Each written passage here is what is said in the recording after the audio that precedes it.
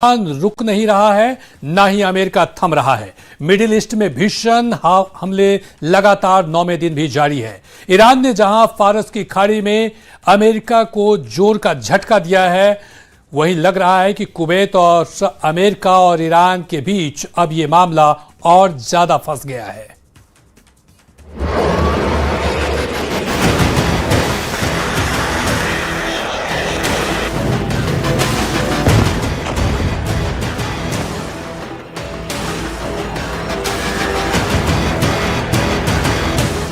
आसमान से बारूद बरस रहा है और निशाना सिर्फ दुश्मन की सेना नहीं बल्कि निशाना है दुश्मन मुल्क की कमर तोड़ देना। इस वक्त मिडिल ईस्ट में जंग की एक अलग ही कहानी लिखी जा रही है। पड़ोसी की जमीन से वार, जवाब में पानी पर प्रहार। ईरान का हमला फुल, कुवैत में बिजली गुल।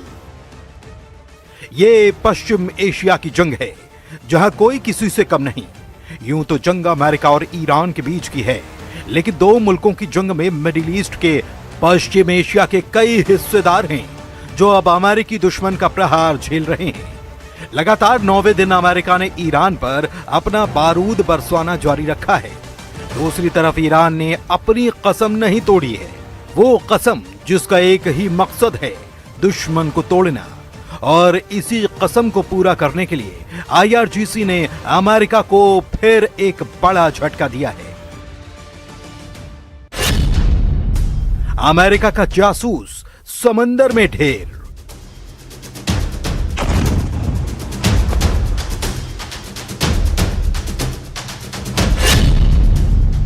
असलू यह है कि आसमान में MQ-9 रीपर ड्रोन तबाह, और इस कामयाबी का बाकायदा वीडियो जारी किया गया है।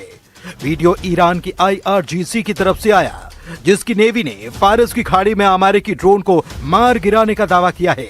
यह दावा इसीलिए भी बड़ा है क्योंकि ये अमेरिका का कोई ऐसा वैसा ड्रोन नहीं है। ये है MQ-9 रीपर ड्रोन, जो जासूसी में उस्ताद कहा जाता है। कीमत $30 मिलियन, यानी कि करीब 250 करोड़ रुपए। यानी ईरानी आर्मी की तरफ से यह अमेरिका को ऐसा झटका है जो उसे और बौखलाने के लिए काफी है।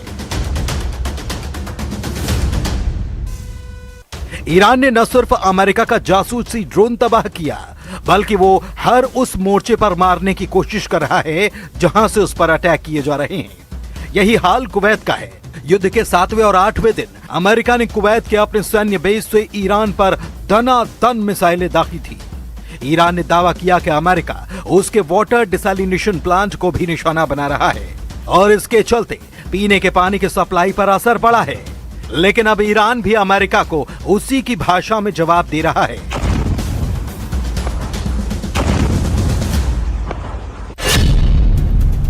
अपनी बात पर अड़ा ईरान।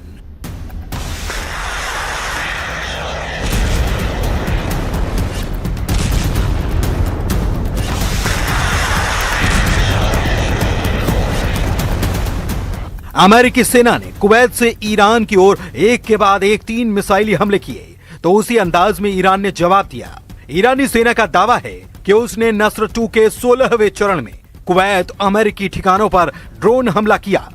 इस हमले के तहत कुवैत के अल उदायरी कैंप और अली अल सलीम एयरबेस को निशाना बनाया गया।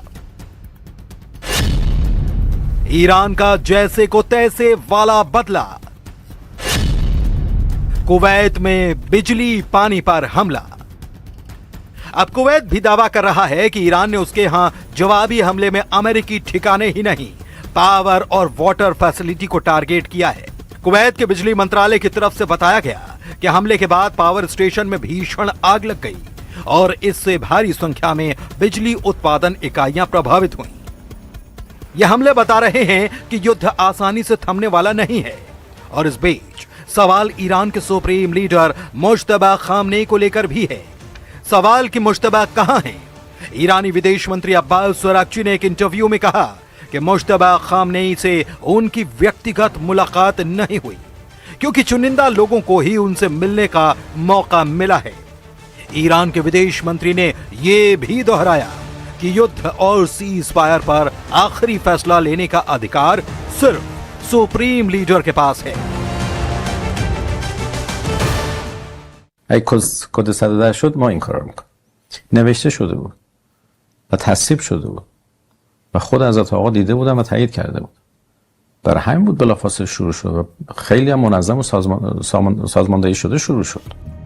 लेकिन इसके साथ ही ईरान के आधिकारिक सरकारी टीवी चैनल पर अब्बास अरागची का एक बयान बहुत बड़ी साजिश की तरफ इशारा कर रहा है, क्योंकि वो ये भी मान रहे हैं कि अयातुल्लाह अली खामनेई के घर पर हुआ हमला सुरक्षा में सेंध था। लेकिन उससे भी बड़ी बात ये कि अरागची का मानना है कि वही सेंध अब भी बनी हुई है।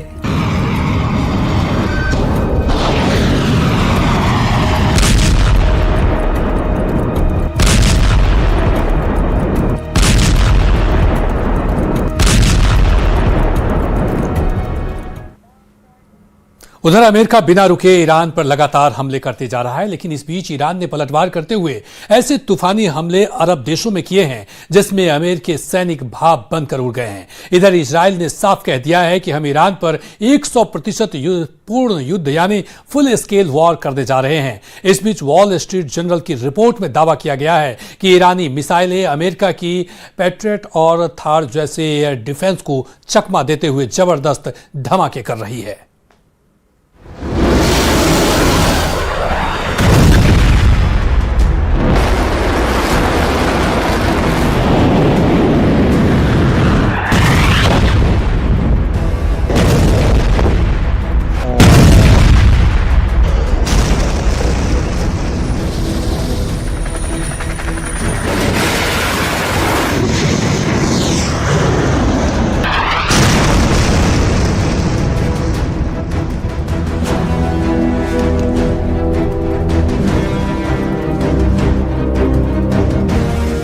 नौ रातों से महाजंग, अमेरिका ईरान के तूफानी हमले।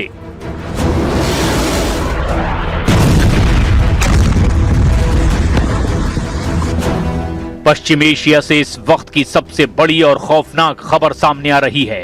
अमेरिका और ईरान के बीच जारी जंग के 9 दिन हो चुके हैं। बीती 9 रातों की भीषण बमबारी ने पूरे मिडिल ईस्ट को बारूद के ढेर पर ला खड़ा किया है। हॉर्मुज की खाड़ी से लेकर जॉर्डन के रेगिस्तान तक, कुवैत के एयरबेस से लेकर ईरान के बंदरगाहों तक आसमान से सिर्फ मिसाइलें बरस रही हैं और जमीन पर सिर्फ तबाही के निशान दिखाई दे रहे हैं। अमेरिकी सेंट्रल कमांड यानी सेंटकॉम ने ईरान के सैन्य और नागरिक इंफ्रास्ट्रक्चर पर अब तक का सबसे बड़ा हमला बोला है। दावा किया जा रहा है कि अमेरिका के राष्ट्रपति ने 2 टूक कह दिया है कि ईरान को हम नरक यानी जहन्नुम बना देंगे। ईरानी क्रांति गार्ड्स यानी IRGC ने जॉर्डन और कुवैत में मजबूत अमेरिकी ठिकानों को बैलिस्टिक मिसाइलों और सुसाइड ड्रोन से निशाना बनाया है। जॉर्डन और इराक में अमेरिकी ठिकानों पर हमले में 4 और अमेरिकी सैनिकों की मौत हो गई है। अब अमेरिका के कुल सैनिकों की मौत का आंकड़ा 17 तक पहुंच चुका है। इस वक्त अमेरिका के फाइटर जेट्स और टॉम हॉक मिसाइलें पूरे ईरान में चुन चुन कर सैन्य ठिकानों को निशाना बना रही है। ईरानी विदेश मंत्री अब्बास अरागची ने कहा कि ये जंग तभी खत्म होगी जब मैदाने जंग में अपर हैंड ईरान के पास होगा। डोनाल्ड ट्रंप ने ईरान को अल्टीमेटम देते हुए कहा कि 50,000 अमेरिकी सैनिक हाई अलर्ट पर हैं और अमेरिका हर हाल में ईरान से हॉर्मुज छीन लेगा। 9 रातों की महाजंग, कौन किस पर भारी? ये महज 2 देशों का टकराव नहीं, ये दुनिया की सबसे अहम समुद्री व्यापार लाइन स्ट्रेट ऑफ हॉर्मुज को बचाने और उस पर कब्जा जमाने की जंग बन चुकी है। 9 रातों की इस लड़ाई ने ईरान युद्ध को महायुद्ध में तब्दील कर दिया है। अमेरिका ने मिडिल ईस्ट में तैनात अपने 50,000 सैनिकों को सर्वोच्च अलर्ट मोड पर रखा है। बहरीन में तैनात अमेरिकी नौसेना के 5वें बेड़े को आक्रामक कार्रवाई के निर्देश दे दिए गए हैं। बहरीन में सुबह से ही मिसाइल अलर्ट के सायरन गूंज रहे हैं। इधर इजरायली सेना यानी IDF के प्रमुख लेफ्टिनेंट जनरल अयाल जमीर ने बड़ा बयान देते हुए कहा कि हम ईरान के खिलाफ पूर्ण युद्ध फिर से शुरू करने के लिए 100%